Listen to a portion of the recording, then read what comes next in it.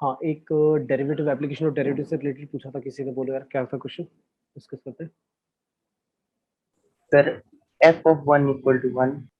एक minute, F of 1 दे रखा है हमें 1। हाँ एक सेकंड,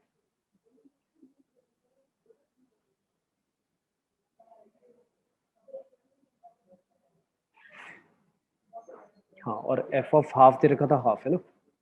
यस सर. ठीक है, तो आगे। और रियल नंबर से रियल नंबर पर डिफाइंड फंक्शन और ट्वाइस डिफरेंशिएट कर दिया. ट्वाइस डिफरेंशिएबल है, ठीक है। और एफ डबल डैश एक्स कह रहे हो आप, डिफाइंड है ना, ये मतलब है ना इसका। यस सर, और f double dash of x greater then 0 दिया हुआ. F double dash x greater than 0 दिया हुआ है।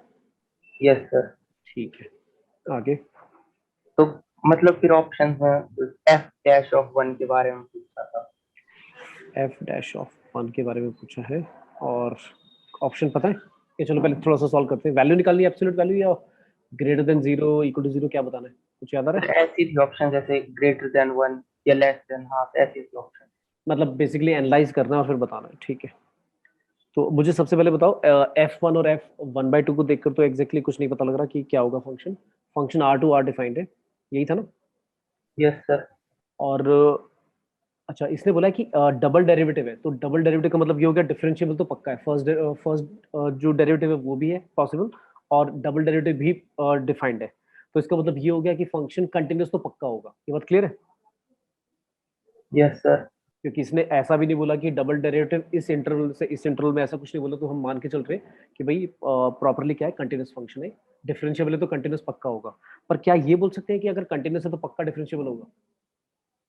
No sir. क्योंकि अगर हम कहते हैं कि कंटिन्यूअस है तो कुछ फंक्शन ऐसे होते हैं जो डिफरेंशिएबल नहीं होते, तो हम ये नहीं कह सकते। लेकिन अगर पक्का डिफरेंशिएबल है तो ये तो पक्का कह सकते हैं कि कंटिन्यूअस है, राइट? ये ठीक है। Yes sir. अच्छा, अब अगर डबल डेरिवेटिव मैक्सिमम मिनिमम में करते थे हम, और डबल डेरिवेटिव आप कह रहे हो जीरो से बड़ा है, तो इससे क्या कंक्लूड करेंगे हम? इस बात से क्या कंक्लूड करें कि डबल डेरिवेटिव जो है ग्रेटर देन 0 है, इसका मतलब क्या है? कॉनकेव.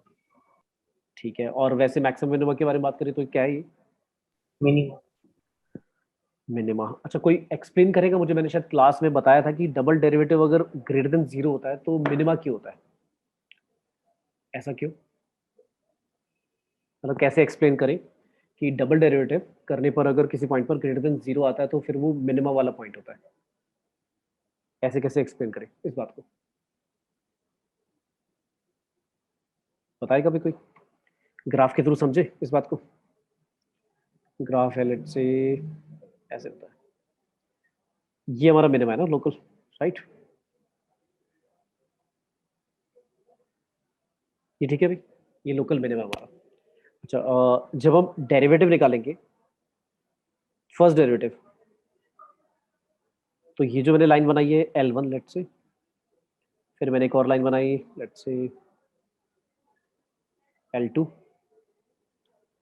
फिर एक और बना दी L3, ये हॉरिजॉन्टल वाली है। तो मुझे कोई बताएगा इन सब में से किसका स्लोप ज्यादा है सबसे, और सबसे कम किसका?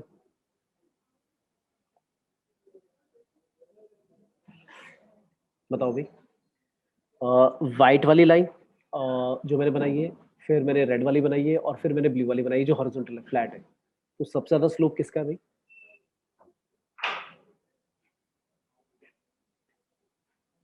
L1, L2 या L3, किसका स्लोप ज्यादा है?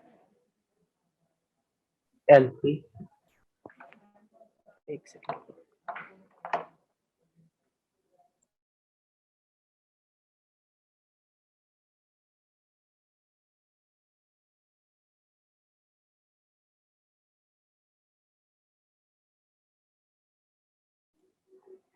हाँ, तो किसका स्लोप सबसे ज्यादा है भाई? L3. L3 का। रीजन? क्योंकि L1, L2 और L3 में से L1 जो है वो नेगेटिव स्लोप है, पॉजिटिव स्लोप है उसका, पहले तो बताओ। नेगेटिव.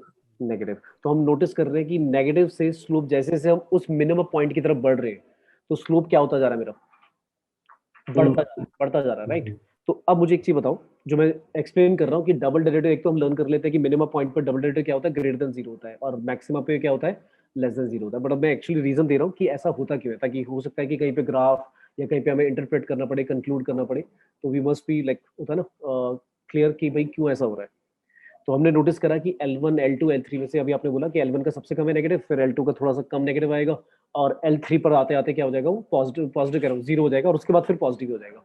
तो हमने एक चीज नोटिस करी कि जैसे जैसे हम इस पॉइंट की तरफ बढ़ रहे हैं, हमारा स्लोप इंक्रीज हो रहा है, डिक्रीज हो रहा है। इंक्रीज। तो मैं ऐसे कह सकता हूँ ना, आपने मुझे यही बोला ना, जो थर्ड वाली लाइन है L3 उसका 0 हो गया, यानी कि सबसे ज्यादा उसी का स्लोप है। तो यानी हमने नोटिस करा कि स्लोप जो है, जैसे जैसे हम इस पॉइंट की तरफ बढ़ रहे हैं लेफ्ट साइड से, तो क्या होता जा रहा है, इंक्रीज होता जा रहा है, राइट, स्लोप। तो यानी कि स्लोप इंक्रीज हो रहा है। स्लोप होता क्या है, d y by d x.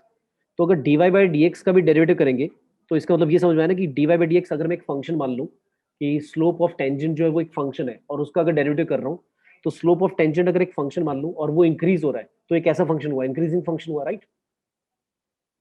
और इंक्रीजिंग फंक्शन का डेरिवेटिव क्या करते हैं, तो क्या आता है, पॉजिटिव आता है, नेगेटिव आता है। पॉजिटिव। अब समझ में आया कि डबल डेरिवेटिव क्यों ग्रेटर देन 0 आता है। क्लियर है भाई। Yes sir. फॉर मैक्सिमा और सॉरी मिनिमा, ठीक है भाई।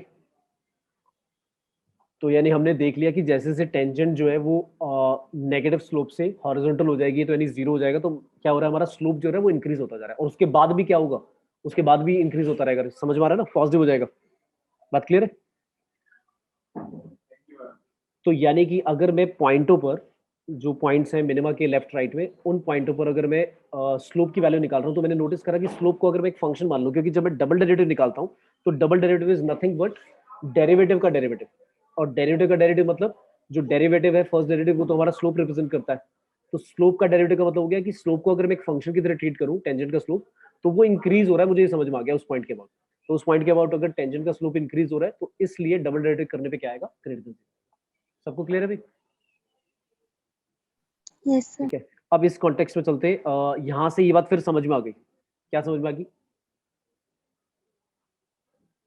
अगर डबल डेरिवेटिव हमारा ग्रेटर देन 0 है, तो उसका मतलब मैं क्या कंक्लूड करूंगा, तो एफ डैश एक्स कैसा फंक्शन है, बताओ भाई।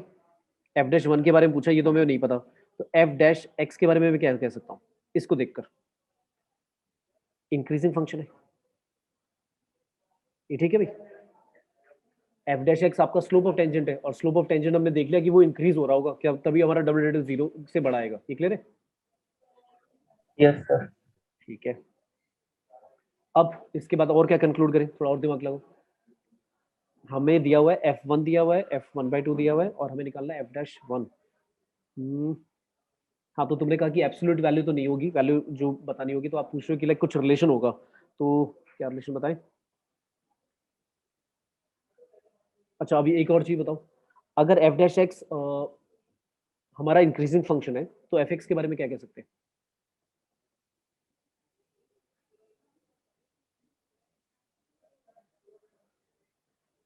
या इसमें एक तुम्हारा थ्योरम आता था, देखो कौन सा, इस वैल्यू को देख के कुछ याद आ रहा है, इन दोनों को देख के। ये अगर वैल्यूज दी हुई है हमें, F1 दिया हुआ है हमें, और F1/2 दिया हुआ है। LMVT। Lagrange's mean value theorem लगा सकते हैं। एक होता है रोल्स थ्योरम। रोल्स थ्योरम में कंडीशन होती थी कि एफ ए और एफ बी इक्वल भी होने चाहिए, इसमें इक्वल नहीं है, एफ ए आपका 1 दिया हुआ और एफ बी पर दिया हुआ 1/2। तो यानी कि मैं लैग्रांजेस मीन वैल्यू थ्योरम लगा सकता हूँ, जिसमें वैल्यूज अलग अलग है। तो सबसे पहले उसमें कंडीशन बताओ, दो कंडीशन पहले बताओ, उस लगाने से पहले क्या कंडीशन होती थी बताओ। अगर आपको एलएमवीटी लगाना है, तो उससे पहले कुछ कंडीशन लगानी होती थी। क्या कंडीशन होती थी कि फंक्शन के बारे में, कंटिन्यूअस एंड डिफरेंशियल सर। तो क्या ये है भाई, उसमें बोला था डबल डिफरेंशिएबल है, तो अगर डबल डिफरेंशिएबल कोई फंक्शन है, तो हम डायरेक्टली बोल सकते हैं कि कंटिन्यूअस तो पक्का होगा। Yes sir. ठीक है, और हमें इंटरवल तो दिया नहीं था, तो हम मान के चल रहे हैं कि रियल नंबर से रियल नंबर डिफाइंड है, तो पूरे होल डोमेन में ही वो क्या है, इंक्रीजिंग है। ठीक है, अब एलएमवीटी के अकॉर्डिंग क्या होता था, क्योंकि दोनों कंडीशन जो वो सेटिस्फाई होगी, सिंस सिंस एफ इज भाई कंटिन्यूअस भी होगा एंड डिफरेंशिएबल भी होगा, देन अकॉर्डिंग टू एलएमवीटी वो क्या कहता था कि there must exist c belonging to ये ए पॉइंट मान लेते हैं हम, ये बी पॉइंट मान लेते हैं, या 1/2, क्योंकि पहले आएगा तो 1/2 ले लो, ऐसे ले लो, इसको ए ले लो, इसको बी ले लो। ए और बी। तो ए तुम्हारा हाफ है, बी तुम्हारा 1 है, तो सी एक ऐसा पॉइंट जरूर आएगा किसके बीच में, ओपन इंटरवल, क्लोज नहीं ओपन होता है, ओपन इंटरवल हाफ से 1, सच दैट याद आ रही कंडीशन क्या थी, such that f dash c क्या होना चाहिए, f b minus f a upon b minus, वही जो बेसिक स्लोप वाला फॉर्मूला होता है, y2 minus Y one upon x2 minus x1, वही लगाया हमने। तो लगा दो f dash x equal f dash c equal to क्या आ गया, एफ बी बताओ कितना है, 1 की वैल्यू है 1 माइनस एफ ए की वैल्यू भी कितनी है, 1/2, 1/2 डिवाइड में भी यही आएगा, तो सॉल्व करके तो क्या आ गया, 1 एफ डैश सी की वैल्यू आपकी आई है 1, मतलब किसी एक पॉइंट पर जो -1 से 1 के बीच में। और एफ डैश एक्स कैसा फंक्शन था भाई, increase, now F dash x was increasing function. Increasing इसलिए था क्योंकि अगर डबल डेरिवेटिव आपका ग्रेटर देन 0 आ रहा है, तो डबल डेरिवेटिव ग्रेटर देन 0 मतलब डेरिवेटिव का डेरिवेटिव ग्रेटर देन 0 आ रहा है, इसका मतलब एफ डैश एक्स आपका इंक्रीजिंग फंक्शन होगा। अगर F dash x increasing function है तो इसका मतलब ये हुआ कि एफ डैश जो सी की वैल्यू अगर 1 है, और अगर मैं कहूँ एफ डैश हाफ और एफ डैश 1 में से अगर कंपेयर कर रहे हैं तो किसकी वैल्यू ज्यादा आएगी, एफ डैश 1, और एक और पॉइंट ले लेता हूँ, एफ डैश सी की भी ले लेता हूँ। अब बताओ इन तीनों में से सबसे ज्यादा आंसर कौन सा होगा और सबसे कम कौन सा होगा, एफ डैश 1 मैक्सिमम, हाँ उसका रीजन, और सबसे मिनिमम कौन सा होगा इनमें से तीनों में से, एफ डैश 1/2, एफ डैश 1/2, हाँ बिल्कुल। क्यों, क्योंकि जो सी पॉइंट है ऐसे है ना, मतलब ग्राफ में सी पॉइंट पर, सी पॉइंट इन दोनों के बीच में है, क्योंकि हमने बोला है कि सी जो होता है as c belongs to half से 1, तो अगर सी इन दोनों के बीच में, और हमें पता है इंक्रीजिंग फंक्शन है, तो हमें पता है इंक्रीजिंग फंक्शन की बेसिक डेफिनेशन ये होती है कि अगर आप एक्स बढ़ाते जाओगे, मतलब इनपुट की वैल्यू बढ़ाते जाओगे, तो आपका जो आउटपुट है वो भी बढ़ता जाएगा, यही मतलब होता है ना इंक्रीजिंग का। तो इसका मतलब ये क्लियर हो गया कि एफ डैश हाफ छोटा होगा एफ डैश सी से, और ये छोटा होगा एफ डैश, सॉरी मैंने 1/2 लिख दिया, 1 आएगा एफ डैश 1 से। ये क्लियर है अभी सभी को, यस सर, क्योंकि इंक्रीजिंग फंक्शन है तो हाफ पर, सी पर और 1 पर, 1 पे सबसे ज्यादा आएगा, सी दोनों के बीच में तो सी मिडिल में आएगा, और 1/2 सबसे छोटा है तो उसमें सबसे कम आएगा, क्योंकि इंक्रीजिंग फंक्शन में, क्योंकि देखो ना ग्राफ, अगर किसी को अगर नहीं समझ में आया, इंक्रीजिंग फंक्शन भाई ये है, हाफ पर जो वैल्यू है, सी इन दोनों के बीच में कुछ वैल्यू है, और 1 पर है बेटा। तो सभी को समझ में आ गया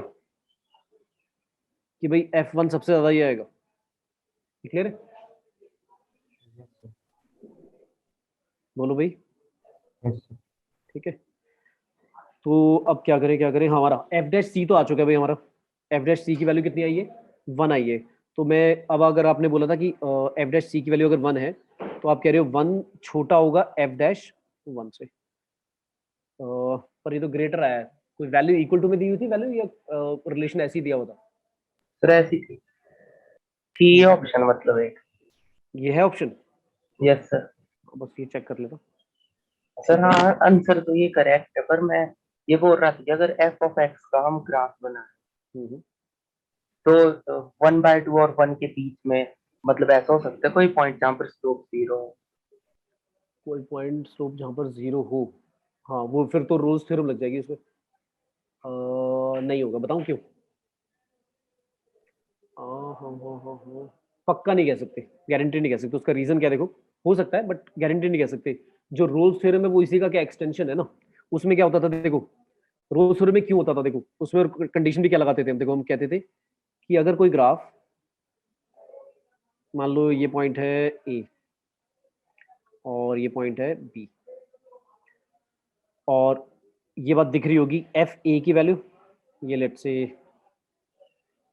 ये है तुम्हारा एफ ए, और ये यही तुम्हारा एफ बी है, दिख गया, इक्वल है दोनों के दोनों, ये बात समझ में आई। तो कोई यस, फंक्शन, अगर एक फंक्शन है, रोल्स थ्योरम में वाली जो दो कंडीशन हम लगाते हैं वो क्यों लगाते हैं, आप समझो उस चीज को।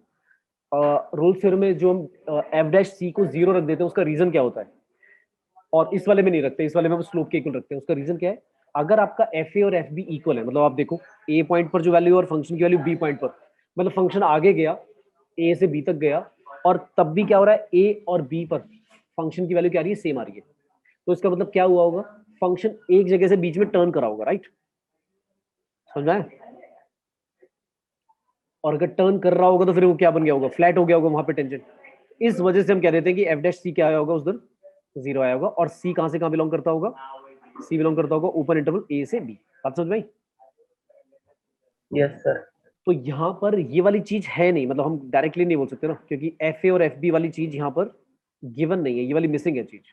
तो इसलिए हमने रूल्स थ्योरम की जगह यहाँ पर लैग्रांजेस मीन वैल्यू थ्योरम लगाया। तो जीरो नहीं रखेंगे यार, पक्का नहीं कह सकते, होगा नहीं होगा पता नहीं है। मतलब सर पॉसिबिलिटी है।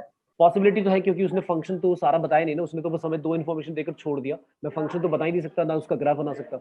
उसने तो बस मुझे इतना देकर छोड़ दिया कि एफ हाफ पर हाफ है, एफ वन पे वन है। और आप ऐसे भी नहीं कह सकते कि भाई एफ एक्स की वैल्यू एक्स ही होगी, ऐसा भी डायरेक्टली नहीं बोल सकते, क्योंकि हो सकता है किसी दो वैल्यूज पे वैसी ऐसी वैल्यूज आ रही हो लेकिन फंक्शन की वैल्यू एक्जैक्टली वन एक्स ना हो, है ना? Yes sir. ठीक है, तो मतलब कंफर्म नहीं है। तो जब कंफर्म नहीं है तो फिर डायरेक्टली नहीं बोलना। तभी इसमें हमने रूल थ्योरम अवॉइड कर दी, क्योंकि अगर ये दोनों इक्वल गिवन होते तो फिर पक्का हो जाता। अगर ये दोनों के दोनों एफ वन पर और एफ हाफ पर इक्वल वैल्यू गिवन होती तो वो बात कंफर्म हो जाती कि भाई आगे बढ़ने पर भी फंक्शन की वैल्यू अगर सेम है तो दैट मीन्स फंक्शन पक्का टर्न करा होगा।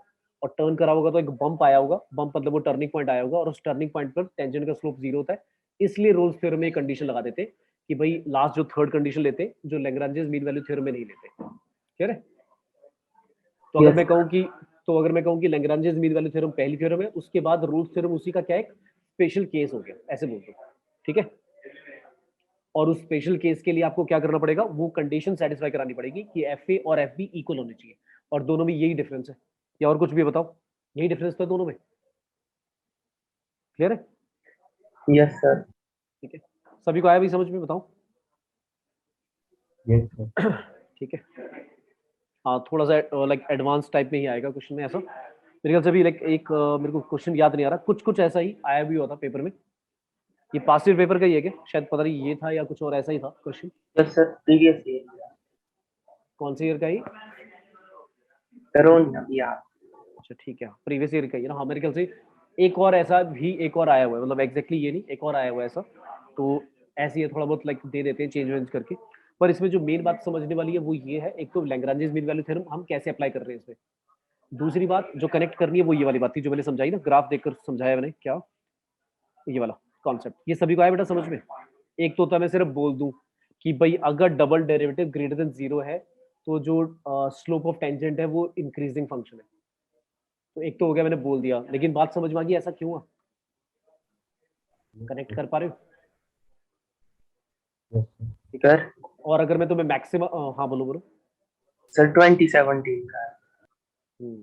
27 मेरे को लग रहा है अभी 19 या 20 में भी ऐसा ही कुछ आया हुआ था, 19 या 20 में भी आया हुआ है ऐसा। वो ये नहीं था, मतलब ऐसा ही कुछ है, उसमें भी ऐसा ही कुछ concept Lagrange's mean value theorem या फिर रोल्स थ्योरम लगानी है। तो ध्यान रखना, हो सकता है पेपर में आ जाए इस बार क्या हो, क्वेश्चन ऐसा कर दे कि दोनों एफ ए और एफ बी इक्वल हो, तो उसमें फिर इक्वल टू जीरो रख देना। क्लियर है? Yes sir. ठीक है, सभी को भी क्लियर?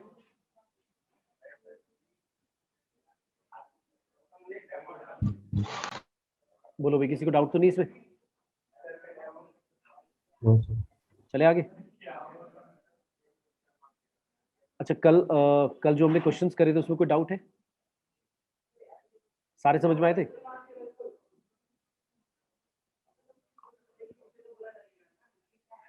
और परमुटेशन कॉम्बिनेशन में बेटा बताओ, कोई डाउट है किसी को? अच्छा, परमुटेशन कॉम्बिनेशन में मैंने जो कल कॉन्सेप्ट समझाया था, जो डिस्ट्रीब्यूशन एंड डिवीजन वाला, वो सभी को आया समझ में बेटा? बोलो भाई, डिवीजन एंड डिस्ट्रीब्यूशन वाला कॉन्सेप्ट समझ में आया था सभी को बेटा? और मैंने कहा था लिख भी लेना, फॉर्मुलाज भी लिखवाए थे मैंने कुछ लास्ट में दो तीन, याद है सभी को?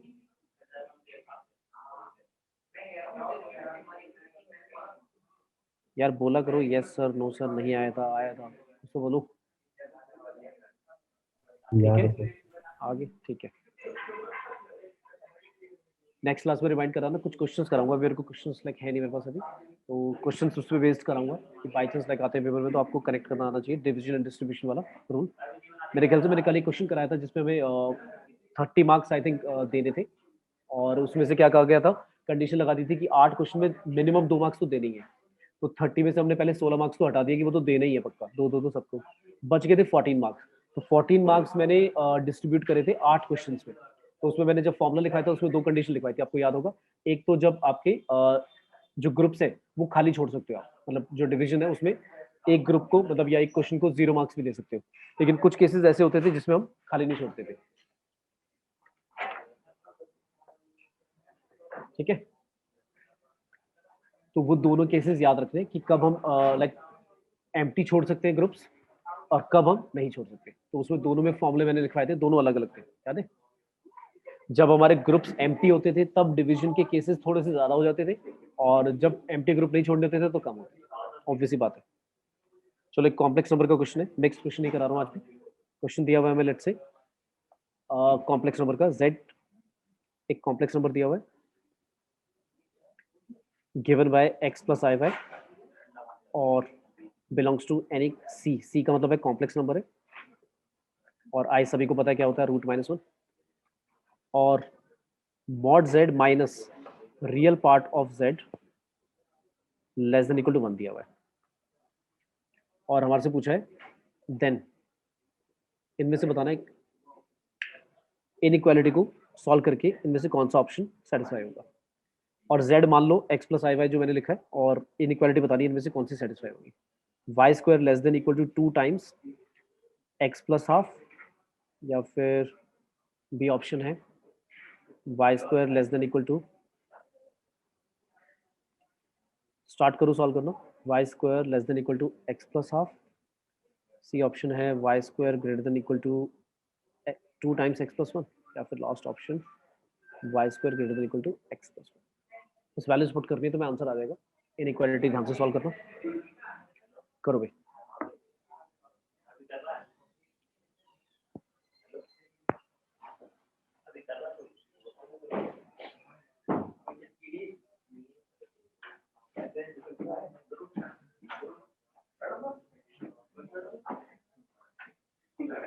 सबसे पहले मॉड जेड की value √x² plus y square, और रियल पार्ट ऑफ जेड कितना है भाई, रियल पार्ट ऑफ जेड की वैल्यू कितनी है, एक्स है या वाई, x। ठीक है। इनइक्वालिटी में पुट करो इसे और सॉल्व करो जल्दी से, और ऑप्शन मैच करो, बहुत सिंपल सा क्वेश्चन।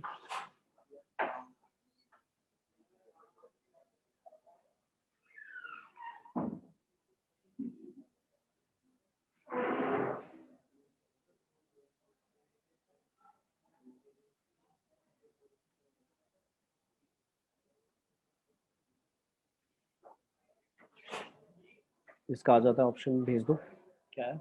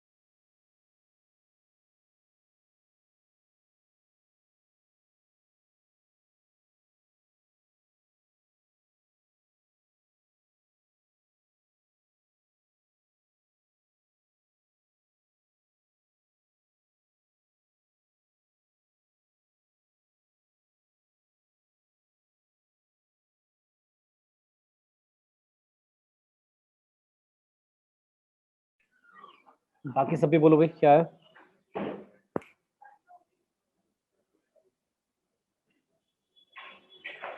और ये बेटा आपने कुछ गड़बड़ कर दी है, चेक करो कैलकुलेशन। कौशिक आपका ठीक है, काव्य आपका भी ठीक है, वेरी गुड। पक्षी का ठीक है, मानसी आपने कुछ गड़बड़ कर दी बेटा फिर। कैसे गड़बड़ कर सकते हो यार, x square plus y square का रूट ओवर माइनस एक्स आप कह रहे हो लेस देन इक्वल टू 1 है। Root x square plus y square less than equal to 1 plus x. Squaring करी। अच्छा, स्क्वायरिंग करने से इनइक्वालिटी फ्लिप तो नहीं होगा, क्या होगा? वही का वही रहेगा ना। Yes sir. क्या आएगा राइट साइड पर? 1 plus x square plus 2x। ठीक है, क्या आया? वाई स्क्वायर आया less than equal to 1 plus 2x। अब इनमें से कौन सा आंसर होना चाहिए? वाई स्क्वायर लेस देन इसको ओपन करना, 2x प्लस 1, यही तो आएगा option number a. Y square less than equal to 2 times x plus half, यही तो आ रहा है।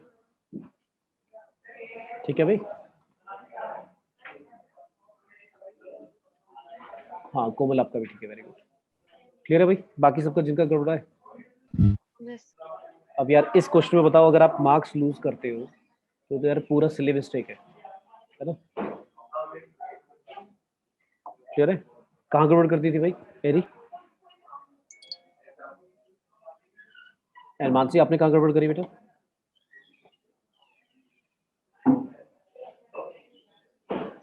मानसी कहाँ गड़बड़ करी बेटा? सी ऑप्शन कैसे आ गया? सर साइन के नीचे वो क्या कर दिया था?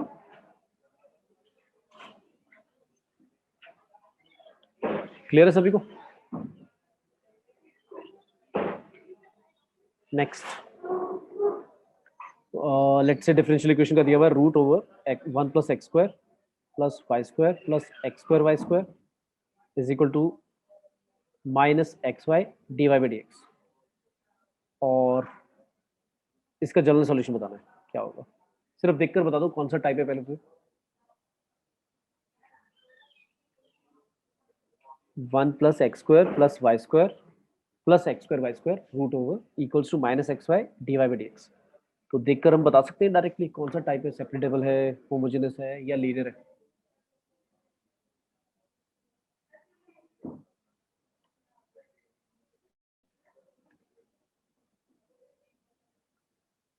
बताओ भाई कौन सा टाइप है?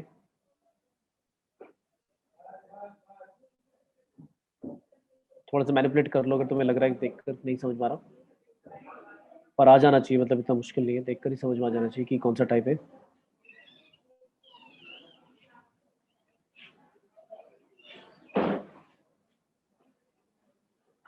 बताओ भाई।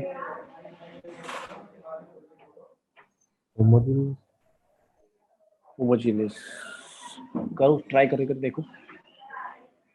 बताओ डी वाई डी एक्स, चलो बताओ कैसे होमोजेनियस कैसे बनाओगे? डी वाई डी एक्स क्या है तुम्हारा? सर क्योंकि ऊपर और नीचे दोनों यार पावर से होमोजेनियस तो बिल्कुल नहीं यार, साफ समझ में होमोजेनियस कहाँ से आ जाएगा? रूट के अंदर जो लिखा हुआ है सारी टर्म्स में डिग्री देखो ना, नहीं है ना सेम का। पहले 1 है, वहाँ डिग्री है ही नहीं। एक्स स्क्वायर में 2 है, वाई स्क्वायर में 2 है, फिर एक्स स्क्वायर वाई स्क्वायर की तो डिग्री 4 है, और फिर रूट लेंगे तो सबका हाफ हाफ करना पड़ेगा डिग्री। और राइट साइड पे जो एक्स वाई है उसका डिग्री 2 होगा, डिवाइड में लेके आओगे तो होमोजेनियस तो बिल्कुल नहीं है यार। कौन सा टाइप हुआ फिर? या कुछ लेट करना पड़ेगा इसमें, एक्स वाई या कुछ?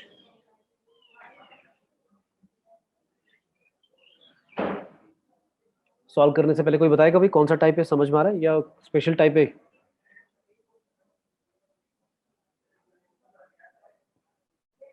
अच्छा, फ्रैक्शन। हाँ चलो एक एक पूछता हूँ, पहले बताओ सेपरेटेबल है क्या ये? No sir. सेपरेटेबल सारे मना कर रहे हैं भाई, मानसी, कोमल, काव्य, एरी, कौशिक, सब भाई। Yes sir. अब मैं बोलूँ अगर ये सेपरेटेबल ही है तो फिर, अब मैंने बोल दिया, चलो अब मैंने बोल दिया सेपरेटेबल है। कई बार क्या होता है ना, क्वेश्चन जो होता है वो सेपरेटेबल होता है, हम इतना जल्दी गिव अप कर देते हैं कि ये नहीं यार सेपरेटेबल तो है ही नहीं, थोड़ा सा तो सोचो। अब मैंने बोल दिया, अब करो, अब हो जाएगा। अब मैंने बोल दिया ना सेपरेटेबल है, अब तुम करोगे हो जाएगा ही। करो, मतलब ऐसे देख कर नहीं बोलना कि हाँ नहीं हो रहा यार छोड़ ही दो सेपरेटेबल। अब पहले ट्राई भी करना है कि यार हाँ देखते हैं थोड़ा सा, लाइक कहीं हो जाए सेपरेट, फैक्टराइज वगैरह करके। बताओ भाई किस किस को समझ में आ गया हो रहे हैं सेपरेट?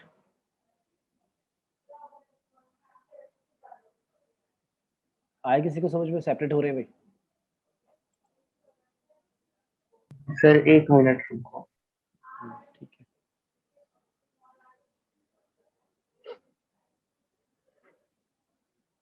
मतलब सॉल्व करने की जरूरत नहीं, तुम भी आइडेंटिफाई कर सकते थे कि हाँ यार सेपरेट हो जाएंगे। तो पेपर में मतलब ऐसा नहीं है कि जो क्वेश्चन आएगा उसमें हम सेपरेटेबल फॉर्म देखा कि भाई देख कर ही मना कर दिया यार नहीं आ रहा समझ में तो सेपरेटेबल गिव अप कर दिया, ऐसे नहीं। थोड़ा सा आपको पहले ट्राई करना ही है, क्योंकि कई बार ऐसा होगा थोड़ा सा उसको फैक्टराइज या थोड़ा सा मैनिपुलेट करोगे फैक्टर वो हो जाएगा, सेपरेट हो जाएगा। तो पहले तो वही ट्राई करना है, वो नहीं हो रहा है करके फिर दूसरे ऑप्शन पे चलना है। नहीं तो तुम पहले ही क्या कर रहे सेकंड ऑप्शन थर्ड ऑप्शन पे जंप कर गए, फिर स्पेशल टाइप पे घूमते रहोगे कि क्या करें क्या नहीं करें, सॉल्व ही नहीं होगा, टाइम भी वेस्ट हो रहा है तो।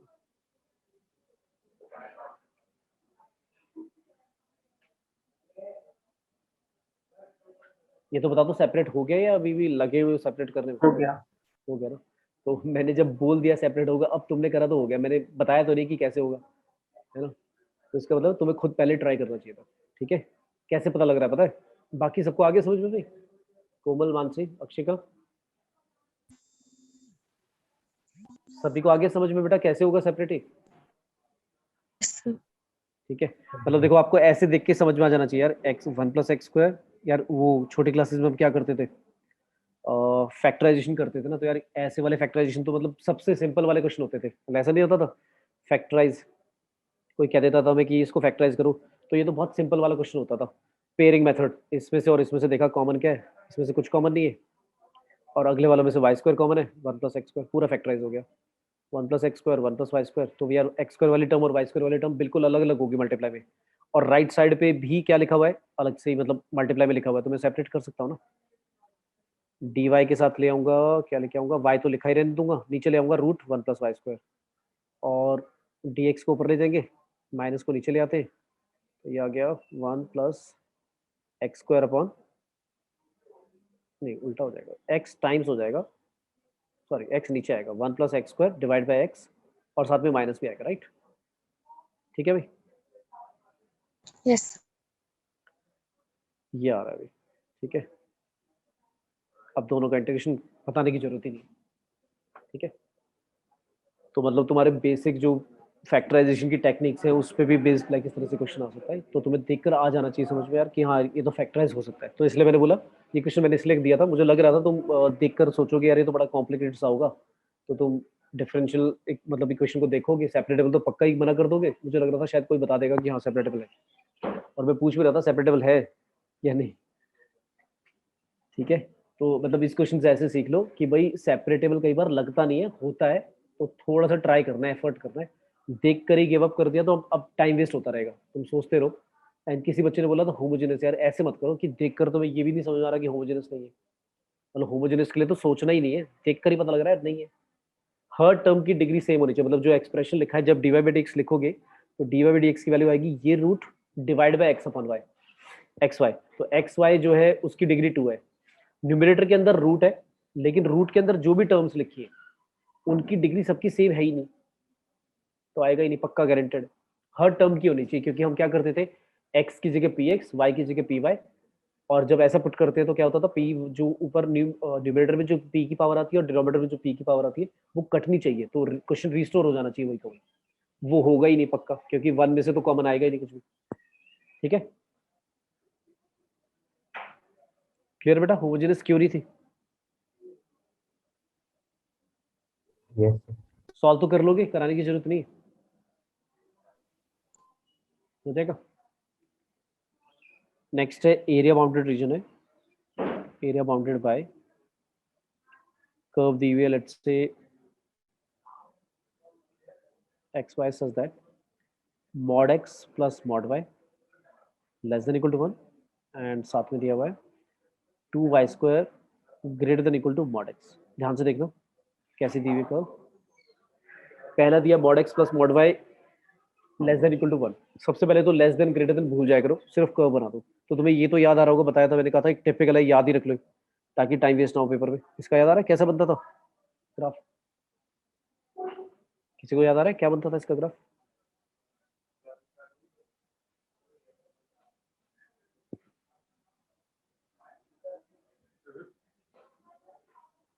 बताओ भाई, किसी को याद आ गया इसका ग्राफ बेटा कैसा बनता था? यहाँ ना एक स्क्वायर बनता था टेढ़ा, याद आ रहा है?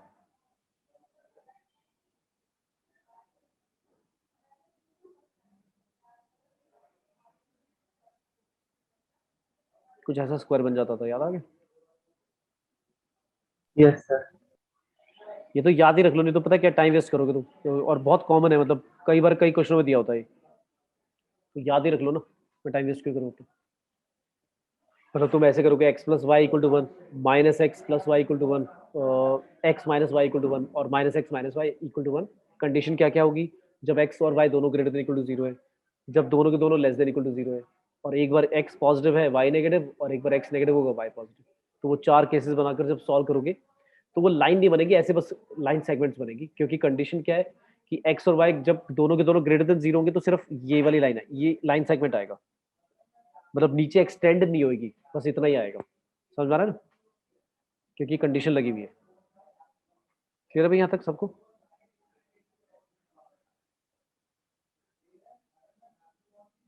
अब दूसरे वाला बता दो क्या बनेगा। पैराबोला है वो तो पता है, पैराबोला कौन सा एक्स एक्सिस वाला है, और इसमें भी मॉड आ गया, 2y² equal to mod x लिखा है, तो यानी कि 2y² पॉजिटिव वाला भी लेना पड़ेगा और नेगेटिव वाला भी लेना पड़ेगा। ये तब लेना पड़ेगा जब x क्या होगा, बताओ कंडीशन क्या होगी? Greater than equal to zero. Greater than equal to zero, और इसमें लेस देन जीरो। तो यानी कि जब लेफ्ट साइड पे अलग एक पैराबोला बनेगा, राइट साइड पे अलग पैराबोला बनेगा। और ये कौन से एक्स एक्सिस कहलाओगे? एक्स एक्सिस वाला है ना, क्योंकि x की पावर 1 है। क्या जीरो जीरो से पास हो रहा है? कह सकते हैं? क्या जीरो जीरो से पास होगा ये पैराबोला दोनों के दोनों? Yes sir. होंगे भाई, क्योंकि x जीरो पुट करोगे y भी जीरो आएगा। तो एक पैराबोला ऐसा बना देते हैं, ये ठीक है, और एक पैराबोला ऐसा बनेगा, राइट? क्लियर है भाई? अच्छा, पूरे पूरे पैराबोला बनेंगे या इसमें से भी कुछ पार्ट बनेगा बाकी पार्ट नहीं बनेगा, ऐसे बताओ भाई। पैराबोला पूरा पूरा बनेगा या कुछ पार्ट बनेगा?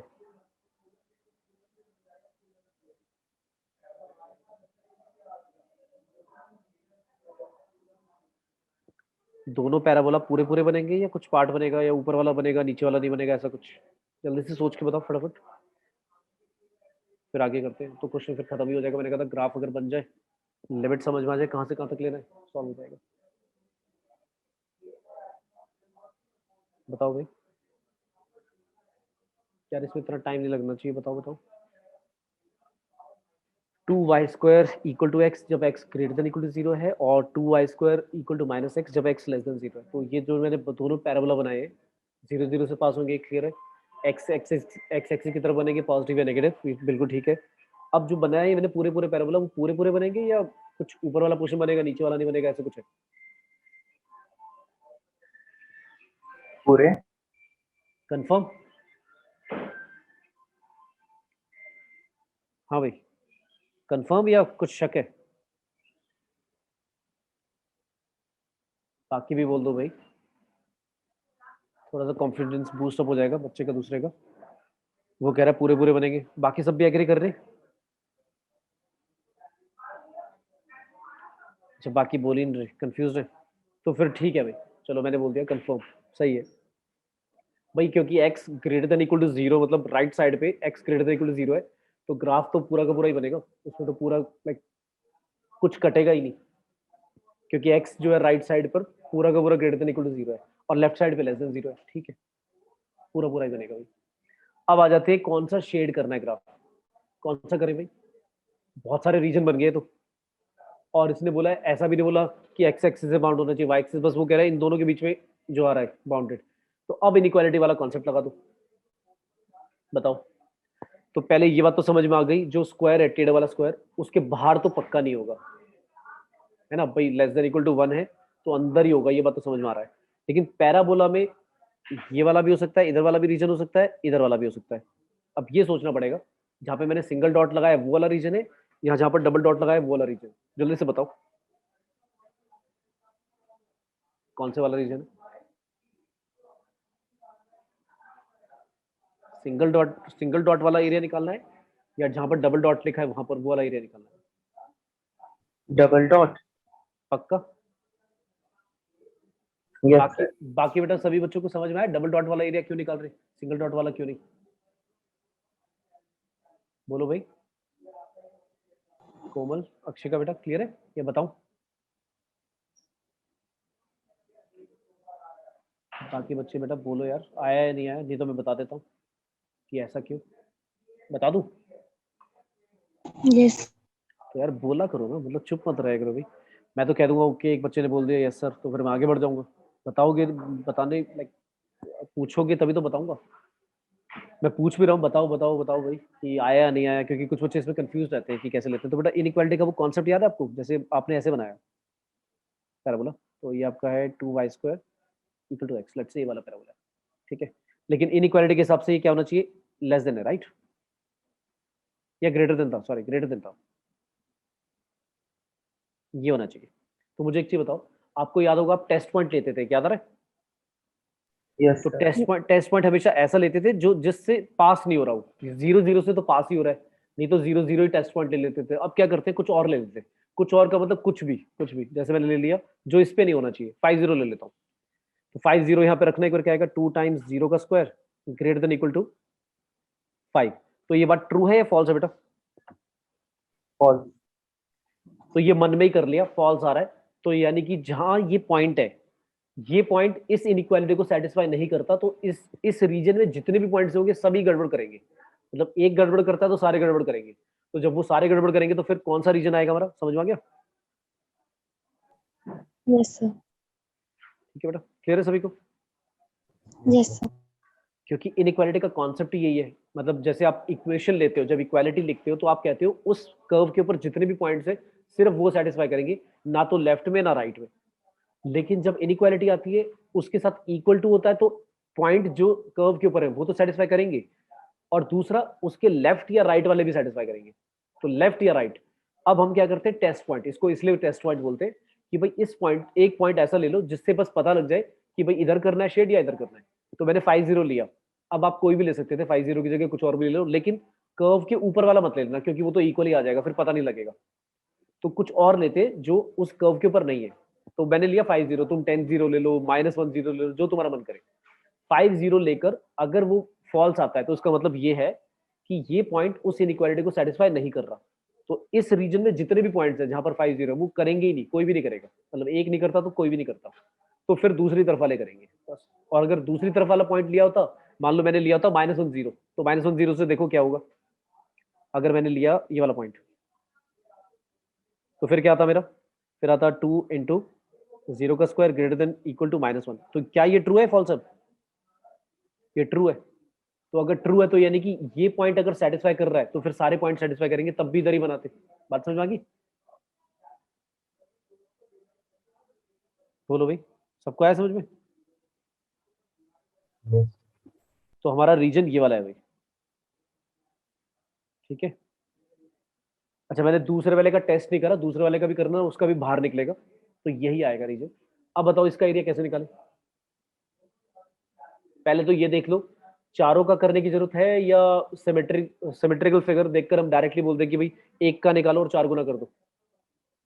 सिमेट्रिक। सिमेट्रिक है भाई, क्योंकि पैराबोला भी सिमेट्रिक है बिल्कुल। जो इधर है वैसा का वैसा उधर है दूसरी तरफ, और जो हमारा स्क्वायर है वो तो दिख ही रहा है सिमेट्रिकल है। तो एक का एरिया निकाल देते हैं, मतलब इसका एरिया निकाल देता हूँ, ये वाला जो मैं डार्क कर रहा हूँ। तो इसका एरिया जल्दी से बता दो, किस में से किसको प्लस माइनस क्या करें, कहाँ से कहाँ तक, ये बता दो बस, सॉल्व नहीं करेंगे, बताओ। 4 टाइम्स कहाँ से कहाँ तक,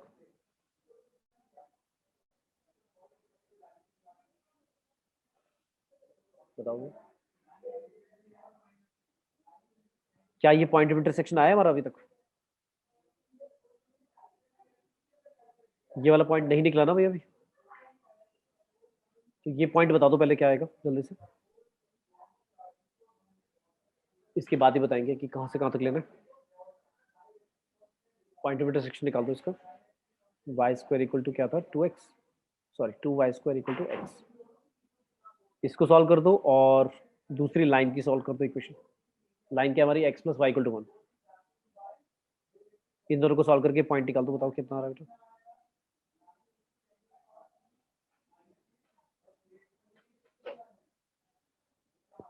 बताओ भाई क्या है?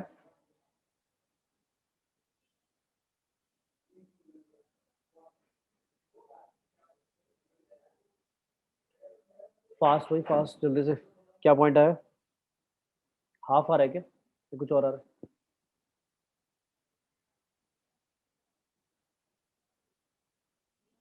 सिर्फ एक्स के लिए बता दो क्या आ रही है। हाफ आ रही है, मानसी की भी, ठीक है।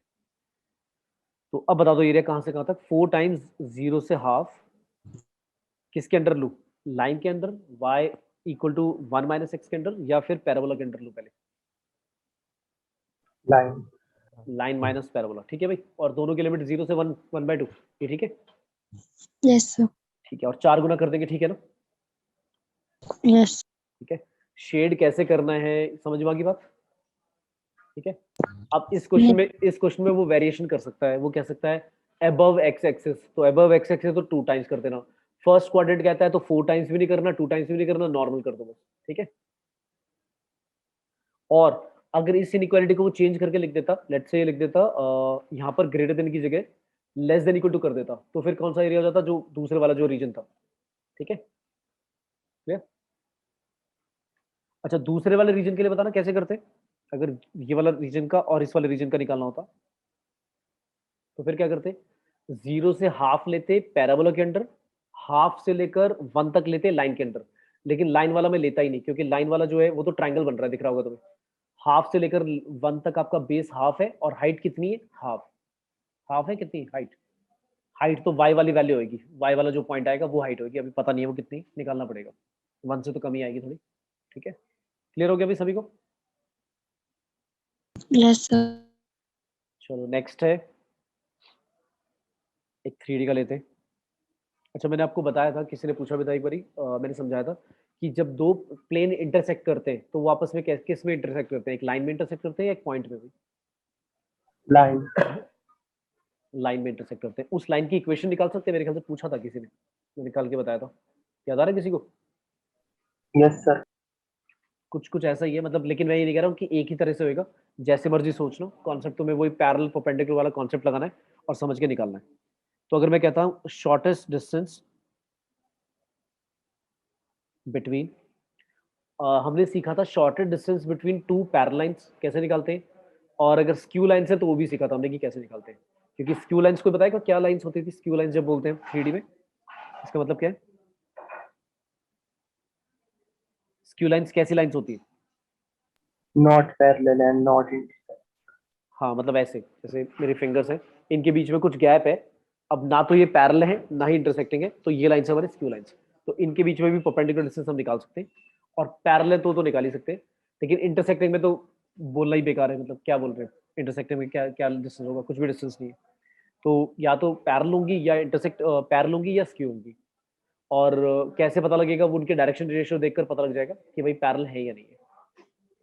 तो shortest distance between this line, एक ये लाइन है, एंड, और फिर ऐसे बोला बस, and x plus y plus z plus 1 equal to 0, comma 2x minus y plus z plus 3 is equal to 0। इन दोनों के बीच में शॉर्टेस्ट डिस्टेंस निकालना है।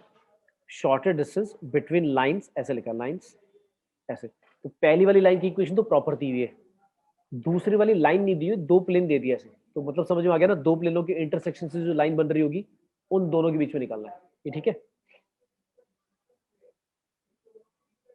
बोलो भाई, क्लियर है सभी को?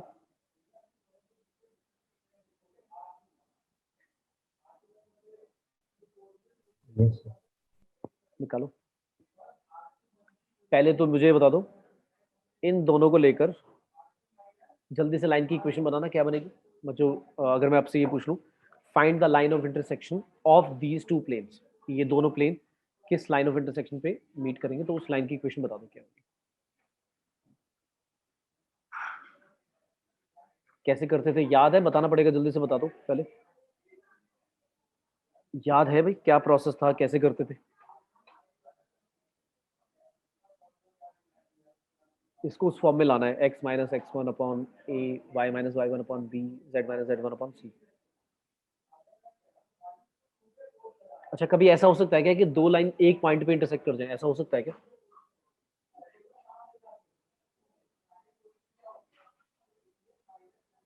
बताओ भाई, दो लाइन, सॉरी दो प्लेन कभी एक पॉइंट पे इंटरसेक्ट कर सकते हैं? पॉसिबल है सर? No sir. पॉसिबल ही नहीं है, सोचना भी मतलब अगर आए तो।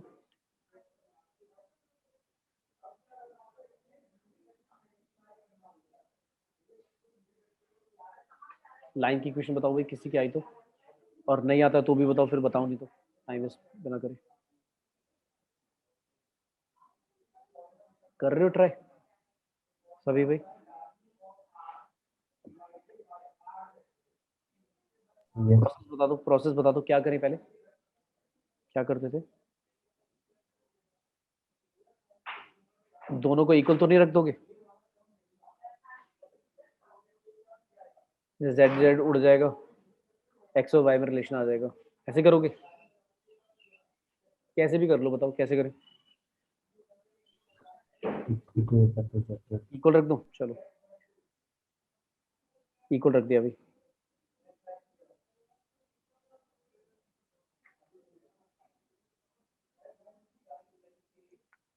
क्या आ जाएगा? 2y equal to X plus 2, ये ठीक है? ये ठीक है भाई। अब आगे क्या करें? एक्स और वाई में तो आगे रिलेशन, अब क्या करें? जेड की वैल्यू भी निकाल लूं एक्स या वाई की टर्म्स में? पहली वाली इक्वेशन में पहुंच जाओ, x plus y plus z plus one equal to था 0। किसकी वैल्यू पुट करूं, एक्स की वैल्यू या वाई की? एक्स की वैल्यू पुट कर देते हैं। एक्स एक्स क्या आएगा? 2y माइनस 2 आएगा, 2y minus 2 plus y plus z plus one equal to 0, 3y प्लस जेड माइनस वन इक्वल टू 0। तो जेड की वैल्यू आ गई भाई 1 माइनस 3y। एक्स की वैल्यू भी आ गई, वाई की वैल्यू भी आ गई। वाई को क्या मान लूं, के मान लूं? वाई की वैल्यू अगर के है तो जेड कितना आ गया? 1 माइनस 3k। एक्स कितना आ गया? 2k minus 2। अब अगर तीनों को इक्वल लिखना है लाइन की तरफ से, तो के की वैल्यू निकालनी पड़ेगी सबसे। तो इसकी वैल्यू तो के लिखी हुई है, जेड वाले पार्ट से जब के निकालोगे तो के कितना आएगा? Minus Z plus one upon 3, या इसको ऐसे लिख लो, Z minus one upon minus 3। ठीक है भाई? और एक्स वाले पार्ट से एक्स इक्वल टू है 2k माइनस 2, तो यहाँ से के की वैल्यू आएगी एक्स प्लस 2/2। ठीक है भाई? ठीक है। अब सारे अगर के इक्वल हो गए तो इसका मतलब ये हुआ ना कि एक्स प्लस 2/2, वाई माइनस 0/1, ये के इक्वल है, और जेड माइनस 1/-3, ये सारे इक्वल टू के हैं। ठीक है भाई? बताओ भाई, क्लियर है? Yes sir. तो ये हमारी लाइन की इक्वेशन आ गई, जहां पर दोनों के दोनों प्लेन क्या करेंगे, इंटरसेक्ट करेंगे। और दूसरी लाइन क्या थी जिसके साथ हमें निकालना है डिस्टेंस, वो था एक्स माइनस 1/0, वाई प्लस 1/-1, और z/1, z माइनस 0/1 लिख दो, ऐसे लिख दो। तो पहले तो देखकर बता दो ये पैरेलल तो नहीं है लाइंस, या है? पैरेलल नहीं है, क्यों? क्योंकि डॉट प्रोडक्ट करोगे डायरेक्शन इश्यूज का 0 नहीं आ रहा है ना। ठीक है? क्लियर है भी सभी को?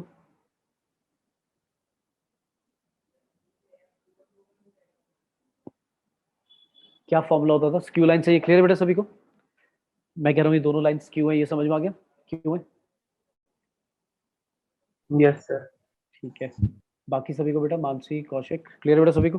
Yes. ठीक है। तो अब ये समझ में आ गया कि भाई ये स्क्यू लाइन्स है। स्क्यू लाइन्स का मुझे डिस्टेंस तो बता दो, फॉर्मूला क्या था? डिस्टेंस बिटवीन स्क्यू लाइन्स क्या होता था, याद है? D minus A. A two minus a one, फिर डॉट करते थे b one cross b two, याद है? Yes. और divide by b one cross b two के मॉड से, और ये पूरा भी मॉड में, याद आ रहा है? Yes. Yes, sir. तो वो सॉल्व कर लेंगे।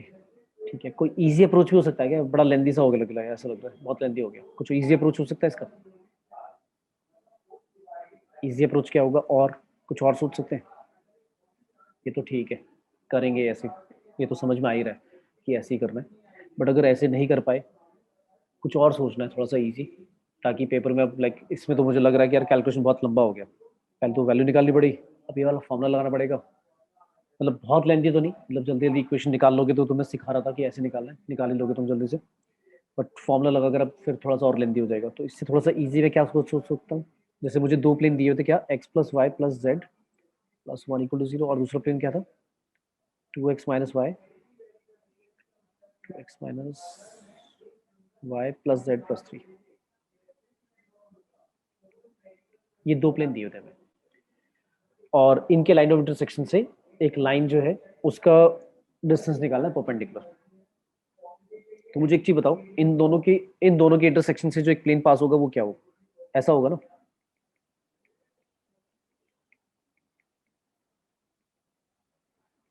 ठीक है। थोड़ा सा सॉल्व करेंगे, क्या आएगा, one plus two lambda, pi common लोगे one minus lambda, Z common लोगे वन प्लस लेमडा, और वन अलग से, थ्री लेमडा अलग से। ये मेरे एक प्लेन की इक्वेशन आ गई जो इन दोनों के इंटरसेक्शन से पास हो रहा है, ये ठीक है, ये क्लियर है भाई।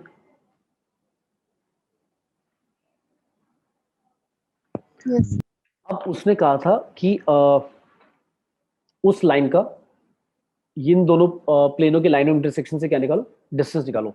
तो अब एक चीज मुझे सोच के बताओ, अगर मैंने वो लाइन नहीं निकाली, दोनों प्लेनों से लाइन ऑफ इंटरसेक्शन निकाली, लेकिन प्लेन निकाल दिया, उस लाइन से मैंने एक प्लेन की इक्वेशन निकाल दी, कुछ ऐसी होगी, लैम्डा की वैल्यू भी पता नहीं है क्योंकि बहुत सारे प्लेन होंगे, तो मुझे लैम्डा ऐसा चूज करना है जिससे कि वो जो प्लेन हो वो कैसा हो, उस लाइन के साथ पैरेलल हो या इंटरसेक्टिंग भी हो सकता है, बताओ सोच के। सर रिपीट करना। क्या होना चाहिए, रिपीट करना। या थोड़ा तेज बोलो यार, क्या लाउड बोला थोड़ा, रिपीट करना। किसी मुझे ही नहीं समझ में आता यार, बाकी सबको भी नहीं आ रहा, कई बच्चों की ना आवाज थोड़ी सी लाइक फेबल सी आती है। हाँ ये दोबारा बोलो बेटा, बाकी सबको सुनाई दिया क्या बोला। No sir. हाँ तो एरी तुम्हारा लाइक पता नहीं माइक में या तुम बोलते हो ना, तो बिल्कुल ही दबी दबी सी आवाज आती है, क्लियर नहीं आती। दोबारा बोलो, थोड़ा लाउड बोलो, क्या कह रहे हो। कोई नहीं, बोल दो, शर्माओ मत भाई, रिपीट कर दो कोई बात नहीं। अच्छा मैं क्वेश्चन क्या बोल रहा हूँ ये आप कह रहे हो रिपीट करो। हाँ मैंने बोला, यस सर। अच्छा अच्छा मुझे लग रहा तुम आंसर दे रहे हो, ठीक है सॉरी। अच्छा हाँ मैं कह रहा हूँ कि हमें क्या निकालना था, उस लाइन का जो पहले वाली लाइन दी थी उसका लाइन ऑफ इंटरसेक्शन से डिस्टेंस निकालना था, जो इन दोनों प्लेनों का लाइन ऑफ इंटरसेक्शन होगा, बट हम उस तरह से नहीं जा रहे करके। तो हम क्या कर रहे हैं, हमने क्या करा, दोनों प्लेनों के इंटरसेक्शन से एक प्लेन जो पास होगा उसकी इक्वेशन निकाल दी मैंने। अब उस लाइन से इस प्लेन, अगर ये जो मैंने प्लेन की इक्वेशन लिखी है लैम्डा की टर्म्स में, तो लैम्डा की वैल्यू मुझे कुछ ऐसी चूज करनी है तो जिससे कि मैं डिस्टेंस निकाल पाऊं। तो मुझे एक चीज सोच के बताओ, जो लाइन ऑफ इंटरसेक्शन से जो प्लेन पास होगा वो तो अनलिमिटेड है, क्योंकि भाई एक लाइन से मैं अनलिमिटेड प्लेन पास कर सकता हूँ। जैसे तुम्हारी बुक के अंदर जहां से बुक बाइंडेड होती है वो एक लाइन है, और उधर से भाई बहुत सारे पेजेस, 200-300 पेजेस कनेक्टेड है, वो सारे प्लेन कनेक्टेड है उससे। तो लैम्डा की वैल्यू मैं कैसी चूज करूं कि जिससे कि मैं डिस्टेंस निकाल पाऊं। तो सबसे पहले ये लॉजिक क्लियर है कि लैम्डा की वैल्यू ऐसी चूज करनी होगी जिससे कि प्लेन उस लाइन के साथ तो क्या रहे, पैरेलल रहे। ये बात समझ आ रही है, बताओ भाई।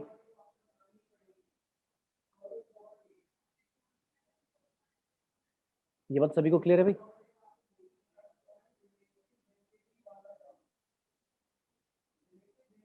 नहीं आया समझ में।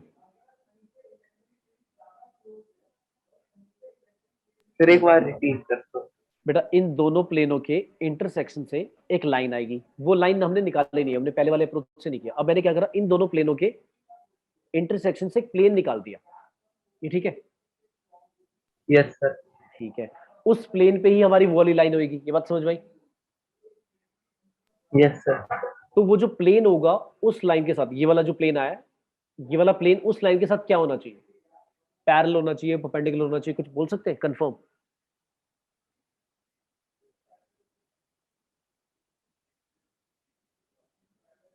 सर उस लाइन का मतलब आप वो बोल रहे हैं जो इंटरसेक्ट होगी। जो पहले वाली लाइन है यार, ये वाली देखो, ये तो दी हुई थी ना, ये रही, जिसके डायरेक्शन 0 -1 और 1 थे, इसके साथ बोल रहा हूँ। इसके साथ कुछ कनेक्शन बना सकते हैं क्या इसका, कि ऐसा होना चाहिए।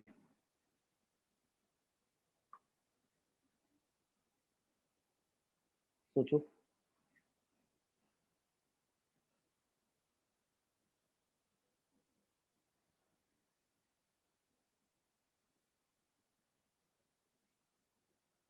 नहीं है समझ में? देखो देखो मैं दिखाता हूँ, देखो क्या कहना चाह रहा हूँ। ये है मेरा लाइन, ठीक है, ये मेरी लाइन है। इस लाइन के साथ मुझे जो दो प्लेनों का लाइन ऑफ इंटरसेक्शन है वो एक लाइन थी। उस लाइन से मैंने क्या करा, इसका क्या निकाल दिया मैंने, प्लेन निकाल दिया, प्लेन की इक्वेशन निकाल दी। अब वो प्लेन बहुत सारे हैं, टेढ़े मेढ़े बहुत सारे होंगे, बात समझ आ रही है, बहुत सारे प्लेन्स होंगे। तो जो मैंने प्लेन निकाला लैम्डा की टर्म्स में, लैम्डा की वैल्यू मुझे कुछ ऐसी चूज नहीं करनी चाहिए जिससे कि ये वाला प्लेन इस वाले लाइन के साथ पैरेलल है। ये बात समझ आ रही है? Yes sir. क्योंकि क्योंकि प्लेन के ऊपर ही तो लाइन होगी वो। ये बात समझ आ रही है? तो जो प्लेन हम निकाल रहे हैं पॉइंट ऑफ इंटरसेक्शन से दोनों प्लेनों के, वो प्लेन इस लाइन के साथ क्या होना चाहिए, पैरेलल होना चाहिए। तो नॉर्मल क्या होगा, परपेंडिकुलर होगा, होगा कि नहीं? या चलो ये वाला छोड़ दो कॉन्सेप्ट, पहले वाला समझ में आया? Yes sir. ठीक है, वो मतलब नॉर्मल समझ में आया, वैसे ही लगा के कर दो, कोई बात नहीं। थोड़ा सा उसमें फॉर्मूला लगा के टाइम थोड़ा सा लग जाएगा, बट इतना भी नहीं है कि बहुत ज्यादा टाइम लग रहा है उसमें, छोड़ दो। ठीक है, नेक्स्ट है अब एक क्वेश्चन एपीजीपी का है।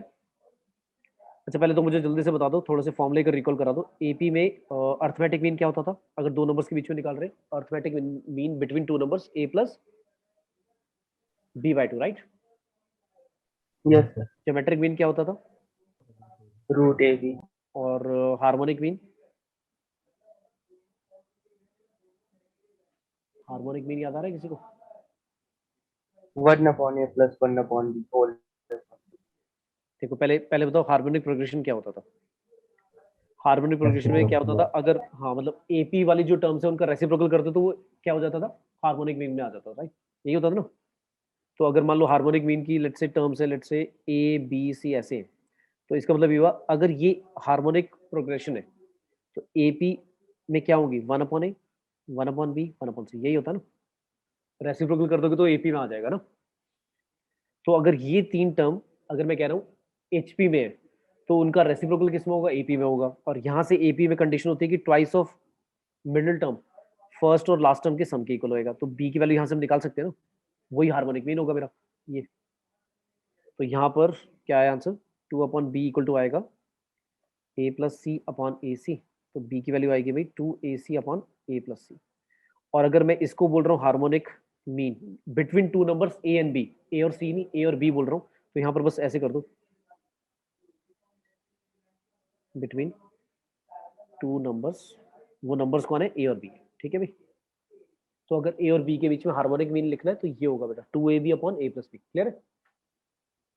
Yes sir. ठीक है, तो ये फॉर्मूला याद रखो, तीन बताए मैंने क्या क्या। सर हाँ हाँ, सर अगर तीन नंबर के बीच में ज्योमेट्रिक मीन लिखना है तब पावर 1/3 हो जाए। यार फॉर्मूला रटो ही मत, वैसे ही निकाल लिया करो ना। मान लो मैं दिखाता हूँ तुम्हें क्या है, A B C D E ऐसे लेता हूँ, वैसे तो फॉर्मूला बन जाएगा, बट मत ही लगाओ। अगर मान लो मुझे अर्थमेटिक मीन दिखाता हूँ तुम्हें, ये एपी है मान लो, आप कह रहे हो अर्थमेटिक लेट से ए और ई के बीच में, ये हटा देता हूँ, मैं कहता हूँ ए और ई के बीच में तीन अर्थमेटिक मीन इंसर्ट करो, पहला, दूसरा और तीसरा। तो मुझे बताओ टोटल टर्म्स कितनी है? 5। 5 है। तो मुझे ये समझ में आ गया, ए तो ए ही है फर्स्ट टर्म, जो A5 है वो E है। A5 को कैसे लिखोगे, A प्लस 4D। तो D कितना आ गया, D आ गया E माइनस A बाई 4, ये ठीक है। D आ गया E माइनस A बाई 4। अब मुझे बताओ पहला जो अर्थमेटिक मीन है वो एक्चुअली टर्म कौन सी है, सेकंड टर्म है, तो वो क्या होगा, A प्लस D है ना। तो A plus E minus A by 4 आ गया, पहला अर्थमेटिक मीन। फिर सेकंड भी निकल जाएगा, फिर थर्ड भी निकल जाएगा। क्लियर है? Yes sir. तो फर्स्ट और लास्ट टर्म लेकर डायरेक्टली निकाल दोगे, ऐसी ज्योमेट्रिक मीन ऐसी हार्मोनिक मीन निकाल लो। तो पर हार्मोनिक वाले में ये याद रखना, हमेशा पहले रेसिप्रोकल करके एपी में बनाना है, क्योंकि डायरेक्ट टू फॉर्मूला नहीं है, तो उसमें आपको रेसिप्रोकेट करके एपी में लानी है टर्म्स, और फिर जो एपी वाले फॉर्मूले होते हैं वही लगाने होते हैं।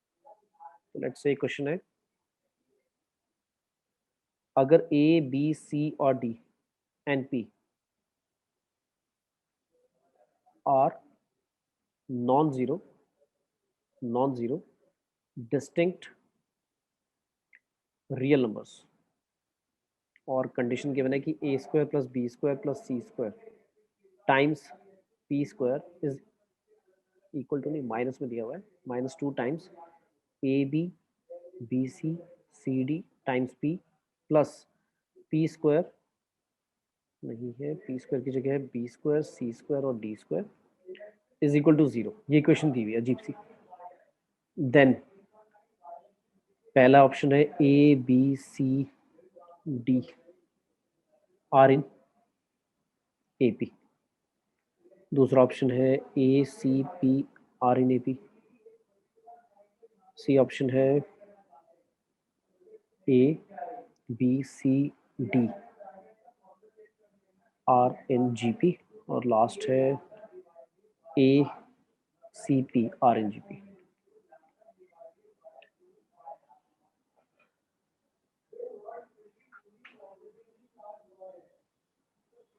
सारा चीज इस ऑब्जर्वेशन पे है कि आप इसको समझ पा रहे हो कि क्या कैसे करेंगे इसे, क्या करें, इसको सॉल्व कैसे करें। थोड़ा सा ये क्वेश्चन अजीब सी दी हुई है, मतलब देखकर तो ऐसा लग रहा है क्वाड्रेटिक फॉर्म में दी हुई है। पी स्क्वायर पी और फिर कांस्टेंट। अब अगर मैं सोचूं इसको फैक्टराइज करने की कोशिश करूं तो उसके लिए स्ट्रैटेजी बनानी पड़ेगी तुम्हें कि फैक्टराइज कैसे करोगे इसे।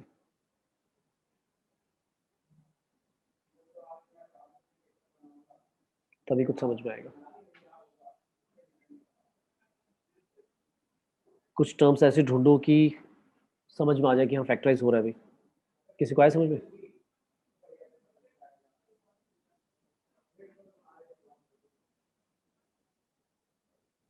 सरकार ने अंदर मल्टीप्लाई कर सकते हैं, क्या करें क्या करें? ब्रैकेट करके मल्टीप्लाई प्लीज करके मल्टीप्लाई करते हैं।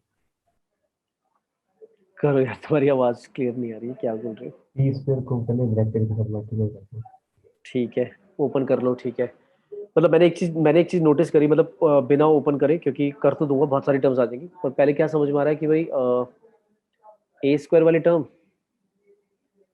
दूसरे ब्रैकेट से बी स्क्वायर वाली टर्म, और बीच में एक टर्म आएगी -2ab, तो ये a माइनस बी का होल स्क्वायर बन जाएगा।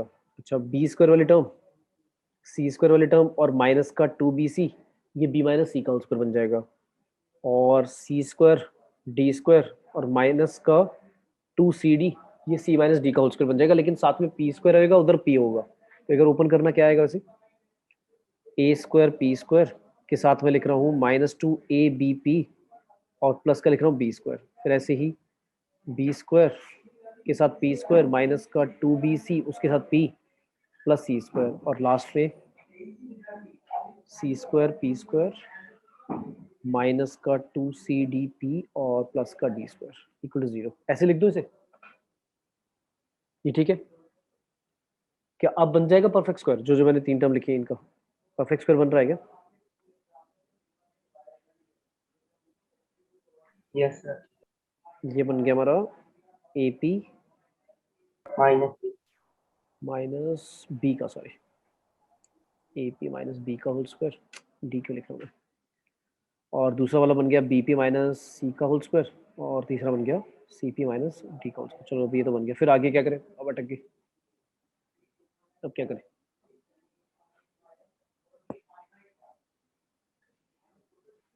अब क्या करेंगे भाई?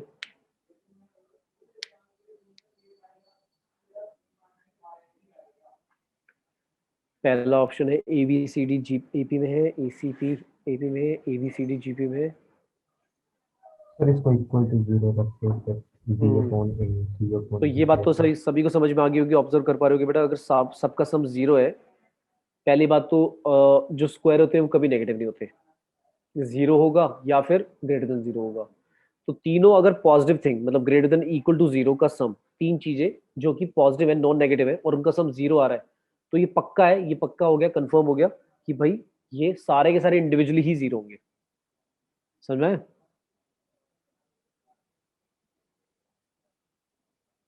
ये बताओ बात किस किस को समझ में आ गई भाई? ये तीनों की तीनों मैंने 0 रख दी, ये बात सभी को क्लियर है?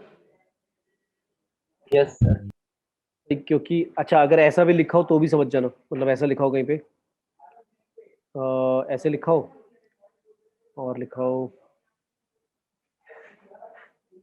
मैं एक एग्जांपल दे रहा हूँ, मतलब ऐसा, मतलब ये नहीं कि यही लिखा होगा, एग्जांपल समझाना चाह रहा हूँ। y माइनस 5 का मॉड और z 2z प्लस 3 का होल स्क्वायर, ऐसे दिखाओ। तो अब समझ जाना कि x की वैल्यू वही 4 है, y की वैल्यू 5 है, z की वैल्यू -3/2 है। ठीक है, क्लियर है? अगर Yes. ऐसा है, अगर ऐसा है, ठीक है। तो अगर ये तीनों जीरो है तो p की वैल्यू आ गई सब में, क्योंकि p सब में आ रहा है। p की वैल्यू आएगी b/a, c/p, सॉरी c/b और d/c। तो hp कैसे हुआ ये रही बेटा?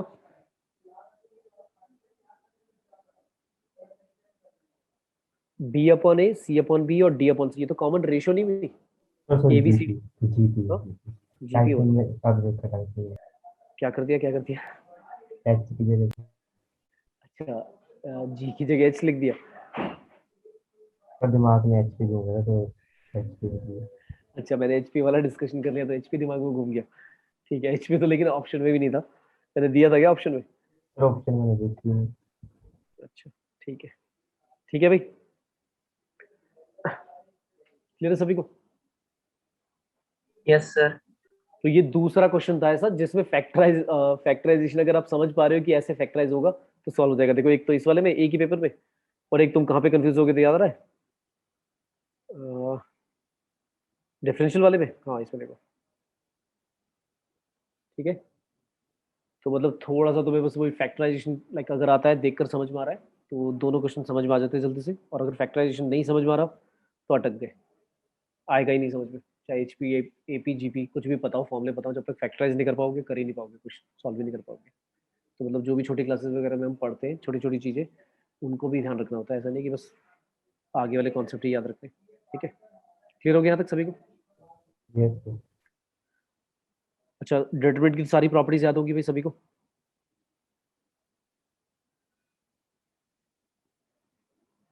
डिटरमिनेंट की रोज और कॉलम ऑपरेशन याद आ रहा है, लगाते थे हम?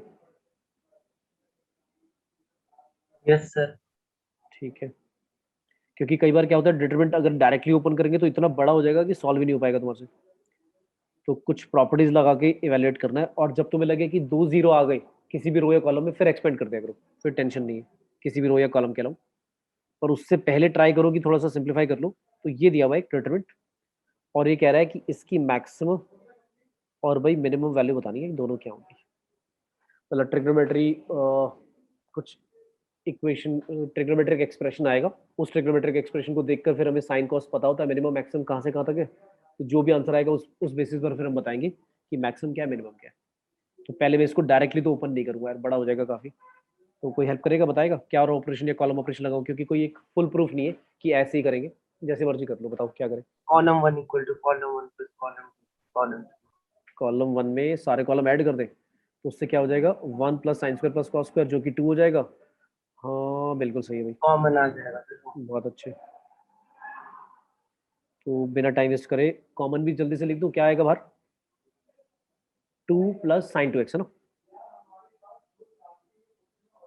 2 मैं इसलिए लिख रहा हूँ, sine square plus cos square 1, 1x अलग से लिखा हुआ है 2, और प्लस साइन 2x, और फिर फर्स्ट पूरे के पूरे कॉलम में 1 1 1 बचेगा, राइट? ये ठीक है। Yes sir. चलो अब नेक्स्ट बता दो जल्दी से, क्या लें स्टेप इसके बाद? अब तो इजी है, जब 3 1 दिख जाते हैं तो क्या करते हैं, 2 0 ले।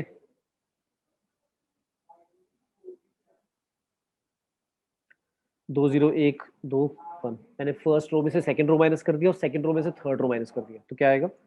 1 आएगा, 0 आएगा, 0 आएगा और -1 आएगा, साइन स्क्वायर एक्स रहेगा, और ये 1 प्लस साइन 2x रहेगा। अब ओपन कर दे, ओपन करेंगे तो क्या आ गया, 2 प्लस साइन 2x, 1 बाहर, क्या बचा, -1 और -0, तो ये आ गया भाई, -2 माइनस साइन 2x। अब क्या करें? अब इसकी बतानी है हमें मैक्सिमम और मिनिमम वैल्यू, जल्दी से बता दो क्या क्या होगी। फिर बहुत ईजी है।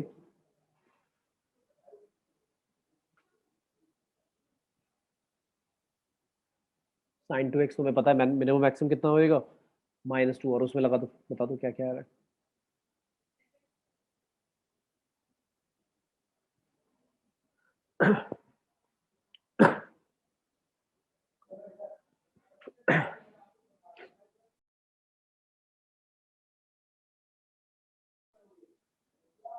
बताओ भाई। अरे यार देख कर ही आंसर दे दो, लिखने की जरूरत होना पड़ेगी। Minimum maximum.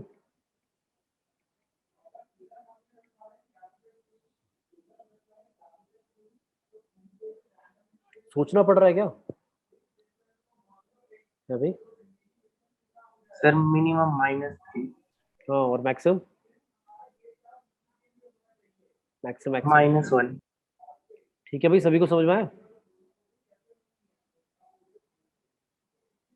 ये -1 से 1 है ना, तो अगर आपको मिनिमम बनाना है तो साइन टू एक्स की वैल्यू क्या ले लो, 1 ले लो। तो -2 -1 मिलाकर -3 हो जाएगा मिनिमम। और अगर मैक्सिमम बनाना है तो साइन टू एक्स की वैल्यू ऐसी लेनी है कि नेगेटिव नेगेटिव पॉजिटिव हो जाए। तो -1 ले लिया, तो माइनस माइनस प्लस हो गया, -2 माइनस +1 करोगे तो -1 आ जाएगा। क्लियर है सभी को? ये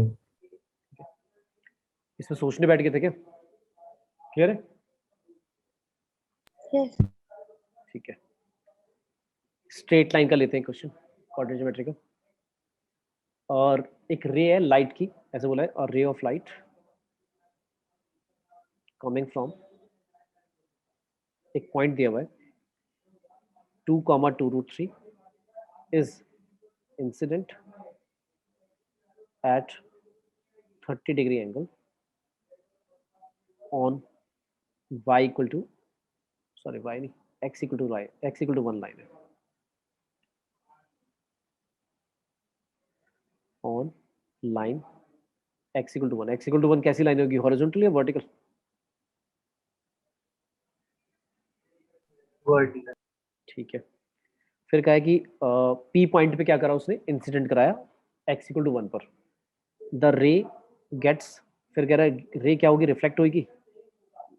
the ray gets reflected on line x equal to 1 and meets x axis at point Q. Then line PQ passes through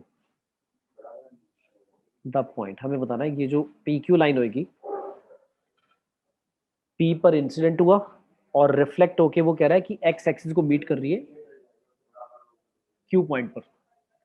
तो ये जो लाइन AB की PQ की इक्वेशन आएगी, वो इक्वेशन बताने कि किस इनमें से पॉइंटों से पास होगी। तो पॉइंट है 4 - √3, बी पॉइंट है 3 - 1/√3, और सी पॉइंट है 3 - √3, और डी पॉइंट है भाई हमारा 4, -√3/2। इन चारों पॉइंट में से बताना है किस पॉइंट से पी क्यू की इक्वेशन पास होगी। तो पहले फिगर बनाना पड़ेगा इसका भी। क्या कह रहा है, ray of light coming from point, ये पॉइंट दिया हुआ हमें 2/3, 2/√3। तो 2/√3 रफली ले लो कहीं भी, ऐसे फर्क नहीं पड़ता कहाँ ले रहे। 2/√3, चलो ये वाला पॉइंट ले लिया। इस पॉइंट से x इक्वल टू 1 कहाँ पे होगा, x इक्वल टू 1 पीछे होगा थोड़ा सा ना, ये ले लेते हैं भाई, x इक्वल टू 1 लाइन है। तो एक रे आ रही है, कितने डिग्री पर आ रही है, 30 डिग्री। कौन सा होगा भाई, ये वाला एंगल, राइट? ठीक है।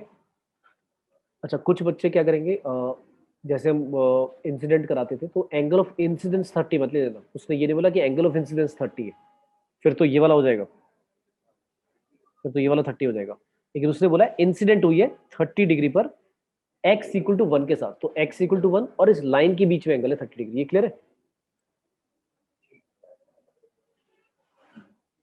बोलो भाई, ये यस पॉइंट सर। क्लियर? ठीक है। तो एंगल ऑफ इंसिडेंस बोलता तो जो मैंने बताया नॉर्मल के साथ तब लेते हैं एंगल, लेकिन इंसिडेंट हुआ है 30 डिग्री पर, इसका मतलब है x इक्वल टू 1 के साथ ये जो लाइन आ रही है, ये इन दोनों के बीच में 30 डिग्री है। तो नॉर्मल तुम्हें पता है कि नॉर्मल होगा तो ये 60 डिग्री होगा। अब रिफ्लेक्ट होती है, अगर लाइन रिफ्लेक्ट होती है तो बात समझ में आ गई भाई, ऐसे होगी रिफ्लेक्ट, और कहीं पे यहाँ पे मीट करेगी। और अगर ये 60 है तो ये भी 60 होगा, और ये 30 था तो ये भी 30 होगा। ये क्लियर? ये पॉइंट है हमारा क्या, ए।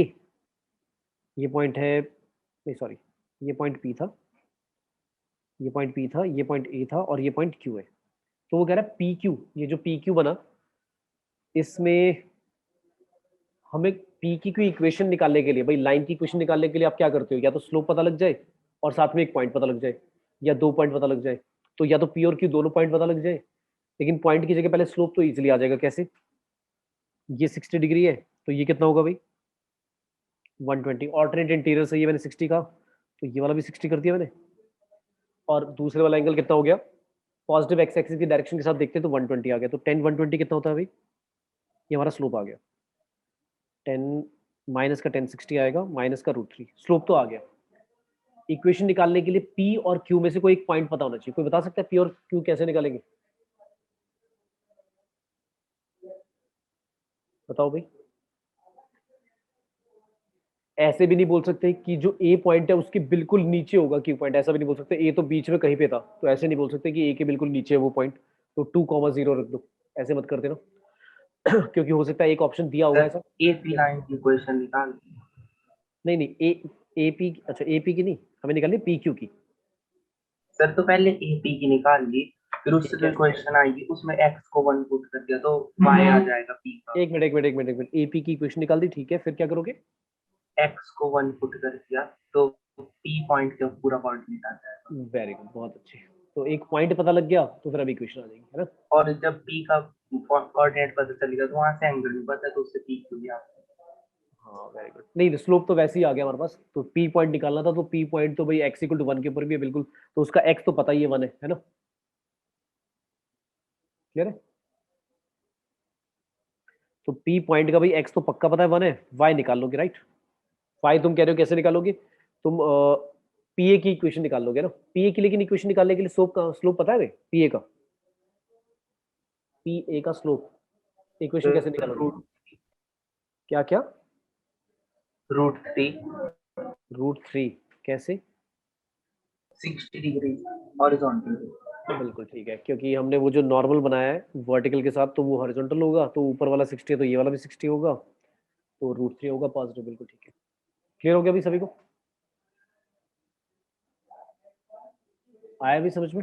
Yes sir. ठीक है, मैं पूरा नहीं करा रहा, मतलब इक्वेशन निकाल लेंगे, फिर इनमें से कोई पॉइंट मैच कर जाएगा, आंसर आ जाएगा। ठीक है, किसी को डाउट इसमें? अच्छा एक और तरीका, ये चलो ठीक है, इजी था इसमें कुछ, इससे इजी इजी इजी, ठीक है ऐसे ही कर लेना, कुछ ज़्यादा मुश्किल तो है नहीं, सिंपल था। ठीक है, क्लियर अभी सभी को? ठीक है ठीक है, आज इवनिंग में भी होगी ना बेटा क्लास हमारी सबकी? Yes sir. ठीक है, कितने बजे आज तुम्हारी? 7:15 है ना? ठीक है भाई। अच्छा यार एक चीज़, लाइक मैं देख रहा था तो कल भी डिस्कशन हो रहा था बेटा, एक तो सारे के सारे आप जितने भी बच्चे बेटा हो सब, आज तो लाइक जो बच्चे अभी इस क्लास में, बाकी भी नॉर्मल क्लास में बोलूँगा मैं सभी को, बेटा जब भी टेस्ट होते हैं ना टेस्ट जरूर दो, है ना? ठीक है बेटा, और सीरियस होके, मतलब ऐसा नहीं है कि कई बार मुझे लगता है कि जैसे टेस्ट वगैरह के स्कोर रिजल्ट देख रहा हूँ तो उसमें क्या पता लगता है कि यार कई बार ऐसा लगता है कि बच्चे में है पोटेंशियल, वो शायद होते हैं ना सीरियस नहीं होते, तो वैसे ही बस टेस्ट के लिए बहाने बैठ गए, फिर ढंग से हमने अटेम्प्ट ही नहीं करा, बिना पूरा करे ही सबमिट कर दिया। तो बेटा लाइक पूरे होता है ना, होल हर्ट के साथ, लाइक होता है ना कि पूरा डेडिकेशन के साथ टेस्ट देना है, ऐसे नहीं कि सिर्फ फॉर्मेलिटी कर दी दे दिया देखा जाएगा कौन से इनके नंबर लग रहे हैं, है ना? ठीक है, क्लियर है बेटा? Yes sir. ठीक है, कभी कोई इमरजेंसी हो जाती है बात अलग है, लेकिन वैसे लाइक सीरियसली होकर बेटा टेस्ट लाइक पूरे सीरियस होके ही देने, ठीक है? और ज़्यादा से ज़्यादा लाइक टेस्ट कोशिश करो कि आपको देने ही है, जो भी टेस्ट होते हैं उसमें एब्सेंट ना हो, ठीक है? क्लियर है बेटा? चलो थैंक यू ऑल बेटा, इवनिंग में लेते हैं फिर क्लास, ठीक है? ओके बेटा, बाय बाय। Thank you.